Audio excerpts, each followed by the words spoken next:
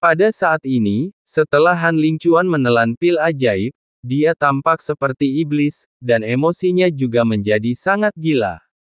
Ditambah dengan kebencian yang menumpuk, dia tidak bisa tenang dan bertekad untuk bertarung sampai mati dengan Li Chen.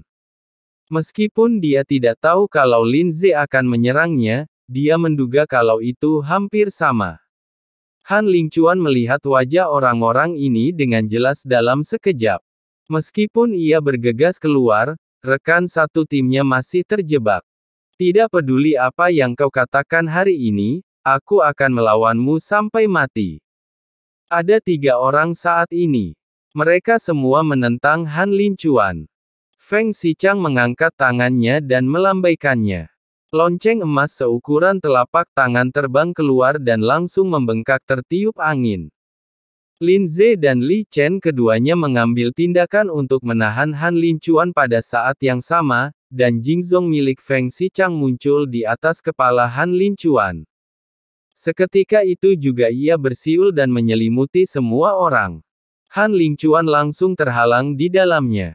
Mereka bekerja sama untuk mengendalikan lonceng emas. Han Lingchuan, tenanglah. Pasti ada kesalahpahaman. Han Lingchuan yang dirasuki setan tidak mendengarkan sama sekali.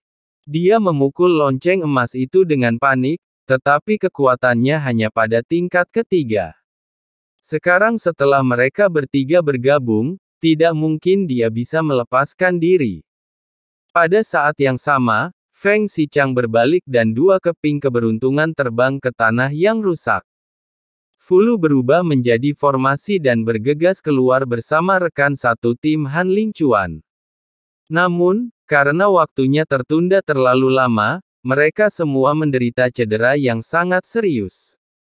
Baik tubuh maupun jiwa mereka rusak parah dan mereka tampak seperti membusuk. Untungnya, saya berhasil keluar tepat waktu, kalau tidak, tubuh dan jiwa saya akan hancur secara bersamaan. Masuk. Setelah semua orang meninggalkan ruang rusak milik Raja Kupu-Kupu, ruang itu pun menghilang, dan Raja Kupu-Kupu pun ikut menghilang bersamanya. Setelah Han Lingchuan kembali normal, dia terengah-engah, meskipun Mo Dan telah mengubah penampilannya. Dan kekuatan tempurnya meningkat, tetapi dia tidak kehilangan kewarasannya. Bahkan setelah pulih, mata Han Lingchuan dipenuhi dengan niat membunuh yang kuat ketika dia melihat Li Chenyi. Jika Anda seorang pria, Anda harus berani melakukan dan bertanggung jawab. Kalau kita benar-benar bertarung, pilihannya kamu yang mati atau aku yang mati. Kemampuan macam apa yang dimiliki oleh penjahat yang hina, jahat dan tak tahu malu ini? Dia sangat menjijikkan sehingga dia hanya berani berkomplot melawan orang lain. Dia hanya seonggok sampah. Di dalam lonceng emas yang tembus cahaya, Han Lingchuan menatap Li Chen dan berteriak dengan suara merah. Baiklah, jika kau ingin tetap bersamaku, aku akan menemanimu sampai akhir. Li Chen jelas terpancing oleh kata-katanya. Melarikan diri bukanlah solusi, hal itu juga memalukan. Dia langsung bicara dengan nada yang sama, mengatakan bahwa kalian berdua datang ke sini demi hakikat waktu dan ruang, jadi mungkin kita bisa mengesampingkan dendam kita sekarang dan menunggu sampai kita bekerja sama untuk menghadapi Ratu Kupu-Kupu sebelum kita mengambil keputusan apapun. Feng Xichang langsung tersenyum pahit, tetapi tampaknya memang sulit untuk mendamaikan keduanya. Pada saat hidup dan mati, Li Chen tidak hanya tidak membantunya, tetapi bahkan ingin membunuhnya. Kalau dibiarkan, tidak akan ada seorang pun yang mudah menyerah, dan ini tidak ada bedanya dengan pertumpahan darah. Dibutuhkan usaha bersama kita untuk membunuh Raja Kupu-Kupu ini. 1 orang berkurang tidak akan cukup. Feng Xichang buru-buru berbicara lagi. Tetapi mereka berdua tampaknya tidak mendengar sepatah kata pun. Adapun menumpuk pasir raja dan tidak membunuhnya, itu tidak masalah. Jika salah satu dari kalian berani menyerang, kami akan membunuhnya. Pada saat ini, Lin Ze menjentikkan lengan bajunya. Saya merasa mereka sedang main-main. Dia berteriak dan berkata bahwa untuk menenangkan mereka berdua, mereka akan membutuhkan kekuatan penekan yang lebih kuat. Meskipun mereka semua merupakan dewa abadi tingkat ketiga, aura yang terpancar dari Lin Ze merupakan yang terkuat, ditambah dengan identitasnya sebagai anggota alam Dewa Sembilan Surga, metode dan kekuatan tempurnya. Dia tidak diragukan lagi adalah yang terkuat. Dengan Lin Ze di sisinya, Feng Xichang tampaknya merasa lebih percaya diri. Aku langsung menangkupkan kedua tanganku dan membungkukkan badan seraya berkata, kalian berdua, jaga diri baik-baik.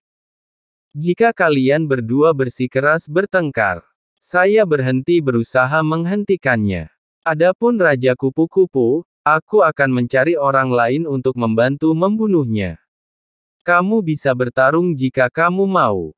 Begitu Feng Xichang selesai berbicara, dia dengan lembut mengangkat tangannya untuk menyegel lonceng emas Han Lingchuan, dan lonceng itu terbang ke tangan Feng Xichang, berubah menjadi lonceng seukuran telapak tangan dan memasukkannya ke dalam cincin penyimpanan. Dia membiarkannya begitu saja dan menunggu serta melihat bagaimana mereka akan mengatasinya.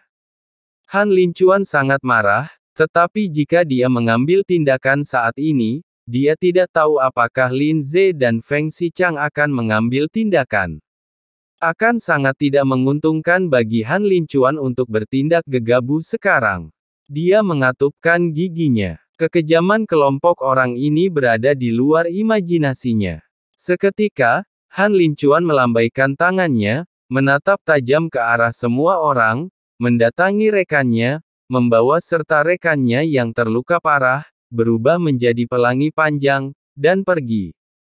Lin Ze sedikit mengernyit. Menurut Feng Xichang, 4 di antaranya pasti berada di tingkat ketiga. Jika Han Lingchuan pergi, maka mereka tidak akan bisa membunuh Raja Kupu-Kupu. Tepat saat Lin Ze hendak pergi, Feng Xichang menghentikannya. Biarkan dia pergi. Jika dia tetap tinggal, dia tidak akan menggunakan kekuatannya dan akan membahayakan kita semua. Feng Xichang berkata perlahan, tetapi kamu bilang kamu membutuhkan 4 tipe ketiga, dan sekarang dia hilang. Apakah masih mungkin? Lin Zechen berkata memang agak sulit, tetapi 3 orang mungkin bisa melakukannya. Saudara Lin Ze sangat kuat. Jika kita bertiga bekerja sama, kita mungkin tidak akan bisa membunuh Feng Xichang, tapi tidak ada urgensi di wajahnya, seakan-akan semua ini ada dalam perhitungannya. Selanjutnya kita harus berhadapan dengan Raja Kupu-Kupu. Dia seharusnya tertidur sungguhan, tetapi ini akan melepaskan Raja Kupu-Kupu yang sebenarnya. Sebelum itu, saya akan menyiapkan formasi terlebih dahulu, tetapi saya butuh bantuan semua orang agar saya dapat membangunnya. Ada formasi yang dapat menghancurkan Raja Kupu-Kupu, tetapi masih ada satu hal yang perlu dikonfirmasi. Akan lebih baik jika kita bisa menemukan orang keempat. Setelah Feng Xichang selesai berbicara, dia turun dari langit, dan dengan suara ledakan keras, gelombang menyapu tanah dalam sekejap. Semua rambut yang tersapu berubah menjadi gelombang abu yang berterbangan dan tersapu ke segala arah. Luasnya mencapai ribuan kaki di sini. Ilmu pengetahuan sendiri tidak memiliki kemampuan defensif. Dalam sekejap, ia berubah menjadi abu. Ombak itu secara alami menyapu semua cangkang kepompong dalam radius beberapa ribu kaki tempat Xiao Yan berada. Semuanya berubah menjadi abu dan pemandangan aneh pun muncul. Tanpa kepompong, ia menghilang tanpa jejak. Hanya ada satu benda tersisa di tanah kosong yang belum hancur, tolong bantu dengan lencananya. Raja Kupu-Kupu sangatlah kuat. Tanpa Anda, kami tidak akan pernah bisa membunuhnya. Feng Xichang segera mengepalkan tinjunya di udara. Dikatakan pada gunting yang ada di ujung. Li Chen dan Lin Ze keduanya tampak bingung. Saya tidak merasakan kehadiran orang lain di sini.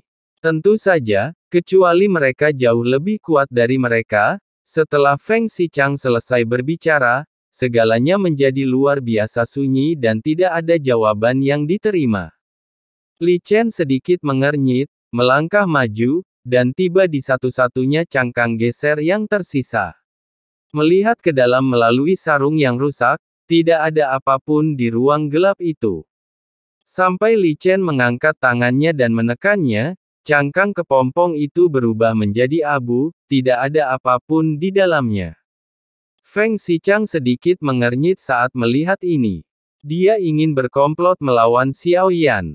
Jelas, dia tidak menyangka bahwa bidak catur Xiao Yan disembunyikan, membuat permainannya tidak lengkap.